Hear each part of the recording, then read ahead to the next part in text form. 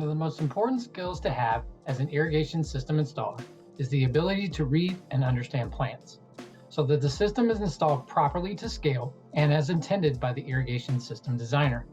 Many professionally designed irrigation systems, particularly residential systems, are installed using in-house design schematics or sketches. These are also areas that require submitting a plan that is drawn to scale to obtain a permit. This video will focus on the features of a professionally designed plan. Typical legends in the industry include the following. A circle indicates a sprinkler. A circle with a cross indicates a valve. A dotted line typically represents the main line, and a solid line represents the lateral lines. An important part of planning that should never be overlooked is the proper identification of scale and plan size. The scale should be noted somewhere on the set of plans that you are working with. Near the scale should show an arrow being drawn showing the direction of true north. If you have half-size set of plans, it is important to remember that the scale will be doubled because the dimensions will be cut in half. Every set of plans is drawn as a scaled-down version of the construction site. It is at the discretion of the landscape architect or irrigation designer to choose the scale at which the plans will be drawn. Plans are drawn utilizing architectural scale or engineering scale. Most smaller site plans are drawn using architectural scale. Architectural scale and imperial units are based upon inches. So if you see 1/8 of an inch on a scale plan drawing, that will mean for every 1/8 of an inch that you measure on the plan, it will be equal to 1 foot on the drawing at the job site. 1 inch or 8/8 would equal to 8 feet on the drawing and on the job site. Other common architectural scales are 1/16 equals 1 foot, or 1/4 equals 1 foot. Imperial engineering scales are also based upon the inch, but the inch is divided into equal segments depending upon the scale. The 10 scale, for example, has 10 equal markings for each inch. If each scale of the drawing is 1 inch equals 10 feet, that would mean for every 1 inch you see on the plan would equal 10 feet upon the drawing and on the job site. Each of the 10 marks and 1 each equal to 1 foot. There are other ratios found on the engineering scales that you may see depending on the size of the site. If you see a scale of 1 inch equals 20 feet, you would use a 20 scale. Each inch would equal 20 feet. And each of the 20 smaller marks in an inch would equal to 1 foot. If dealing with a metric plan set, you will see ratios such as 1 in 150 or 1 in 100, or even 1 in 200. For each of one unit that is measured on the drawing, the real-world size of it is many times larger. So with the scale of 150, each centimeter measured on the scale equals to 50 centimeters or 1/2 of a meter upon the job site. This can be confusing at first, but with a little practice using scales and plans drawings, it will begin to make sense. The irrigation legend on the set of plans is a tool for the designer to communicate the products that are going to be used on the product. For the installer, it is a list of items that need to be procured in order to install the full project. The legend will show and describe what each symbol or line size on the plan represents. Each symbol should state the manufacturer, model, details of the product, and installation comments, as well as a reference to detail in plan giving visual representation of proper installation. A different symbol or line type will be used for every product or pipe being installed upon the site.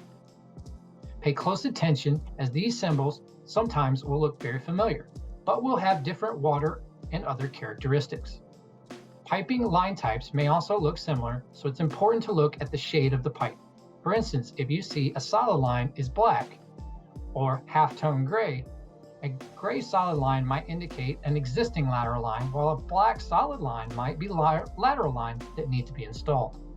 Let's take a look at this example of a plan legend. Notice the abundance of information provided for each item. Also notice that the valve called out information. Each valve has a unique number that coincides to zone terminals on the controller. It also calls out for a specified valve size and the gallons per minute for all of the combined sprinklers or drip emitters. The valve size is information that you will want to know. When you begin your takeoffs and begin to build out your parts order, one of the most important things to identify on a set of plans before beginning any installation are sleeve locations.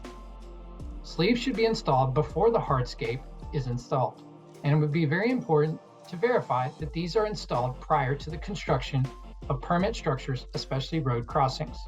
Breaking out and digging up roads can kill your entire profitability upon a job if it is overlooked initially. When reading a set of plans, a picture says 1,000 words. Plan packages are almost always have a detail page. Details are representative drawings that depict the exact way the designers are intending for that product to be installed. A detail will normally call out all fittings, pipe sizes, and necessary processes for a proper installation. Be sure to review and understand each detail and follow them carefully during the installation. If any questions or discrepancies arise, contact the designer to clarify. A quick call can clear up an issue, saving both time and money. One very important thing to look at when you first get a set of plans are the specifications. Along with any set of plans comes a set of specifications that explains in writing what plans are shown. It is important to read specifications very carefully, as it may spell out many of the little details that are now shown graphically upon the plan.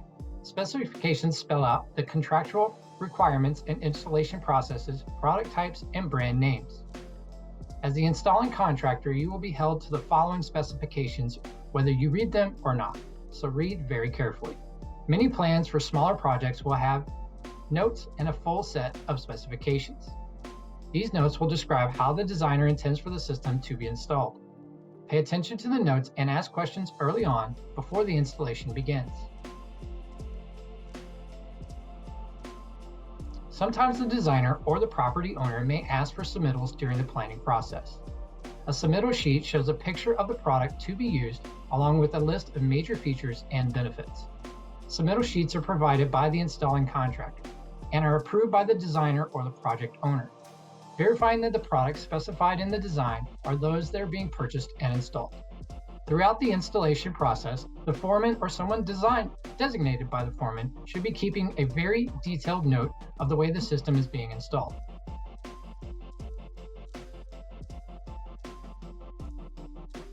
These are known as red lines or as-builds and will commonly be required upon final inspection. As-builds note the exact location of mainline components, mainline pipes, ball valves, control valves, quick couplers, sleeve locations, and other devices that may be associated with the pressurized side of the system. More often than not, these things need to be adjusted ever so slightly from the plans, and records need to be kept at those adjusted locations.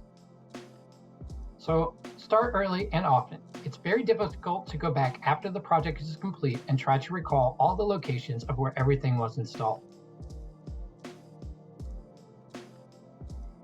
Making sure that you have a good understanding of the plans of a project is the foundation for all the work that you do, and other professionals will do while working on a project or on a job site.